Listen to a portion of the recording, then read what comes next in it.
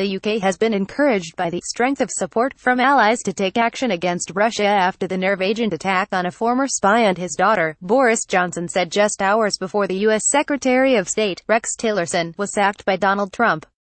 Tillerson, who spoke to the Foreign Secretary on Monday afternoon, had told reporters the attack on Sergei and Yulia Skripal clearly came from Russia and would have consequences.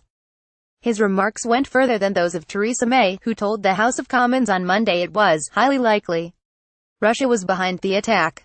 The White House press secretary, Sarah Huckabee Sanders, had stopped short of pointing the finger at Russia. Just hours after Johnson had welcomed U.S. support, Trump tweeted that he had replaced Tillerson with the CIA director, Mike Pompeo. The sacking may not be linked to Tillerson's comments on Russia. Relations between the pair are believed to have been deteriorating for some time, especially over the Iran nuclear deal and Trump's announcement that he would meet the North Korean leader, Kim Jong-un. It is unclear when Tillerson learned that his dismissal was imminent. It was first reported he had known since Friday, which was denied by sources, and a State Department spokesman later said Tillerson did not speak to the president and is unaware of the reason, and later suggested he had read the news on Twitter. The U.S. president said he would speak to the British Prime Minister about the Salisbury poisoning on Tuesday. Trump said, "It's to me like they believe it was Russia. I would certainly take that finding as fact." But he added, "If we get the facts straight, we will condemn Russia, or whoever it might be." Graphic Downing Street is hoping for a strong statement of support from Trump when he speaks with May on Tuesday, having previously been encouraged by such direct condemnation from Tillerson. Skripal and his daughter remain in hospital in a critical condition while the Wiltshire Police Detective Sergeant Nick Bailey is in a serious but stable condition. Bailey is making good progress, Britain's most senior counter-terrorism police officer said, delivering an update on the police investigation outside New Scotland Yard on Tuesday. The Metropolitan Police Deputy Assistant Commissioner, Neil Basu, said 38 people were seen by medical staff in the aftermath of the reckless, despicable and targeted attack. Of those, 34 have been assessed and discharged, and one more person is still being monitored as an outpatient but is not showing signs of illness. Previously, police had said 21 people had been affected. Theresa May, highly likely Russia is behind Salisbury spy attack. Video. In an interview earlier on Tuesday, Johnson repeated May's ultimatum to the Kremlin that it must explain by midnight on Tuesday if it was behind the attack, or if it had allowed the deadly nerve agent Novichok to get into the wrong hands. If they can come up with a convincing explanation, then obviously we will want to see disclosure of that to the Organization for the Prohibition of Chemical Weapons in The Hague, Johnson said. The Russian Foreign Minister, Sergei Lavrov, said Russia had requested access to the substance to perform its own checks but the request had been refused. May's spokesman hit back at Lavrov's suggestion that Britain could be violating the Chemical Weapons Convention. The UK complies with all of its obligations under the Chemical Weapons Convention, the spokesman said. Under the Chemical Weapons Convention, states have the mechanism to consult but there is no requirement to do so. Quick Guide. Novichok refers to a group of nerve agents that were developed by the Soviet Union in the 1970s and 1980s to elude international restrictions on chemical weapons. Like other nerve agents, they are organophosphate compounds, but the chemicals used to make them, and their final structures are considered classified in the UK, the US and other countries. By making the agents in secret, from unfamiliar chemicals, the Soviet Union aimed to manufacture the substances without being impeded. Much less is known about the Novichoks than the other nerve agents, said Alistair Hay, an environmental toxicologist at the University of Leeds who investigated the use of chemical weapons against Iraqi Kurds in Halabja in 1988. They are not widely used at all. The most potent of the Novichok substances are considered to be more lethal than VX, the most deadly of the familiar nerve agents, which include sarin, torbun and soman. And while the Novichok agents work in a similar way, by massively overstimulating muscles and glands, one chemical weapons expert told The Guardian that the agents do not degrade fast in the environment and have an additional toxicity. That extra toxicity is not well understood, so I understand why people were asked to wash their clothes, even if it was present only in traces, he said. Treatment for Novichok exposure would be the same as for other nerve agents, namely with atropine, diazepam and potentially drugs called oxymes.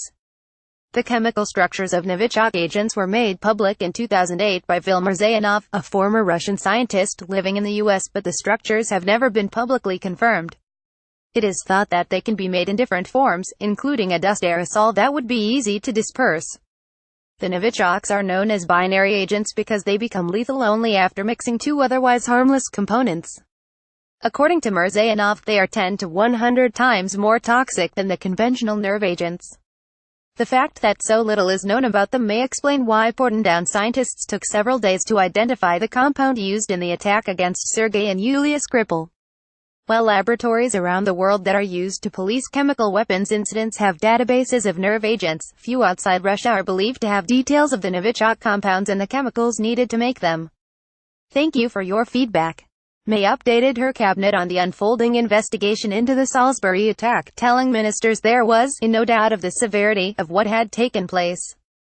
Should Russia give no credible explanation, the UK is likely to expel a number of diplomats, more than the 4 who were told to leave the UK after the death of the former Russian security agent Alexander Litvinenko.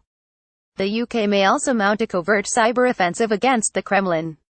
Any direct action may be covered under Article 51 of the UN Charter, which allows legitimate self-defense, but Downing Street denied May was trying to win support to invoke Article 5 of the NATO Treaty on Common Defense.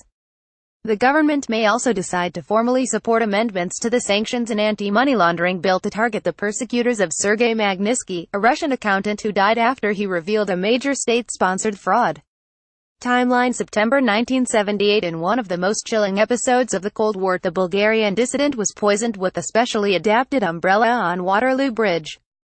As he waited for a bus, Markov felt a sharp prick in his leg. The opposition activist, who was an irritant to the communist government of Bulgaria, died 3 days later. A deadly pellet containing ricin was found in his skin.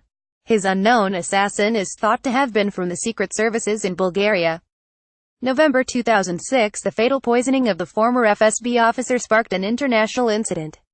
Litvinenko fell ill after drinking tea laced with radioactive polonium.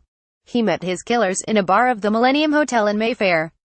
The pair were Andrei Lugovoy, a former KGB officer turned businessman, who is now a deputy in Russia's State Duma, and Dmitry Kovtun, a childhood friend of Lugovoy's from a Soviet military family. Putin denied all involvement and refused to extradite either of the killers. March 2012. The exiled Russian banker survived an attempt on his life as he got out of a cab in East London. He was shot 4 times with a silenced pistol. He had been involved in a bitter dispute with 2 former business partners. November 2012. The businessman collapsed while running near his home in Surrey. Traces of a chemical that can be found in the poisonous plant gelsemium were later found in his stomach. Before his death, Perepilichny was helping a specialist investment firm uncover a $230 million Russian money laundering operation, a pre-inquest hearing was told.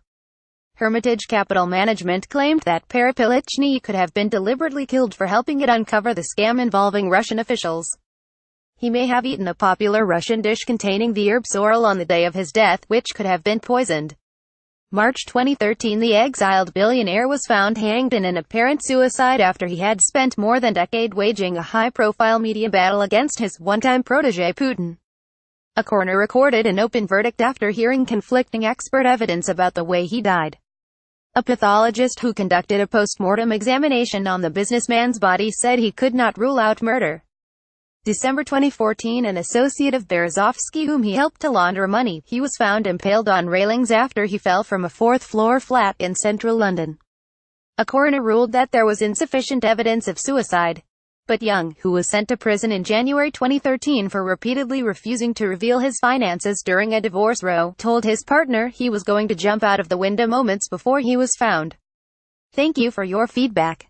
The measures, which the Foreign Office has previously resisted, saying it already has the confiscatory powers it needs, are highly symbolic, having been already adopted by the U.S. but ministers are likely to support a specific Magnitsky clause in the bill at report stage. Ministers may also consider whether to direct the broadcasting regulator, Ofcom, to investigate whether Russian media outlets, such as RT, are fit to hold broadcasting licenses and whether senior officials could be told to boycott the Football World Cup in Russia this summer. Russia has denied being behind the attack on Skripal, a former double agent who came to the UK in a spy swap in 2010, and his daughter. During an election campaign trip, the Russian President, Vladimir Putin, dismissed questions about the Skripals when confronted by the BBC, saying, "Get to the bottom of things there, then we'll discuss this." The UK's National Security Council was expected to meet on Wednesday to discuss the Russian response before the Prime Minister updates MPs. The Home Secretary, Amber Rudd, chaired a meeting of the government's Cobra Emergency Committee in Whitehall on Tuesday morning to discuss the latest developments.